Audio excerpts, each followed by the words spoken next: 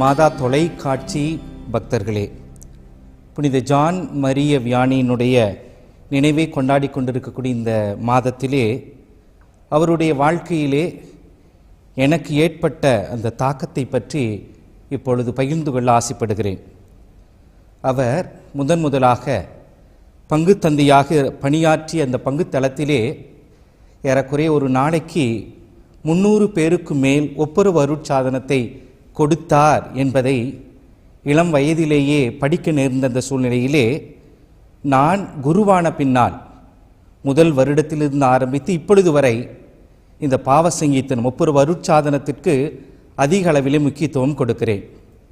திருப்பலிக்கு முன்னாலும் திருப்பலிக்கு பிறகும், ஏன் மற்ற நேரத்திலே அலுவலகத்திலே அமர்ந்திருந்தாலும் கூட யாராவது வந்து இந்த ஒப்புரவு அருட்சாதனம் தேவை என்று கேட்டால் உடனடியாக என்னுடைய அந்த அறையிலோ அல்லது ஆலயத்திற்கோ சென்று அவர்களுக்கு ஒப்புரவு அருட்சாதனத்தை நான் வழங்கி கொண்டிருக்கிறேன். இது ஏறக்குறைய 25 வருடங்களாக நான் கடைபிடித்து கொண்டிருக்கக்கூடிய ஒன்றுதான்.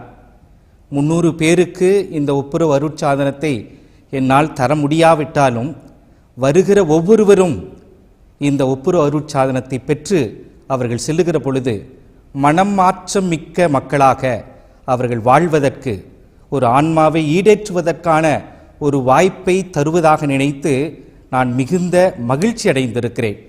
இதுதான் அந்த புனிதருடைய வாழ்விலிருந்து நான் அதிகமாக கற்றுக்கொண்டது.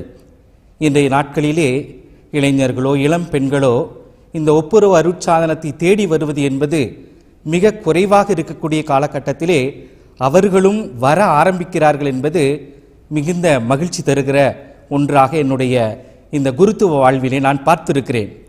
இது அந்த புனிதரிடத்திலிருந்து நான் பெற்றுக்கொண்ட ஒரு அருமையான பண்பு என்றே சொல்ல வேண்டும்.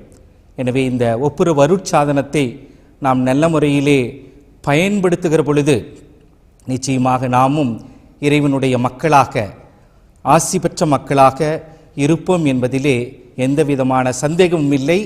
இது என்னுடைய 25 வருட கால குருத்துவ வாழ்விலே நான் கண்ட ஒரு மிகப்பெரிய சான்றாகும். புனித ஜான் மரிய வியானியே, எங்களுக்காக வேண்டிக் கொள்ளும்.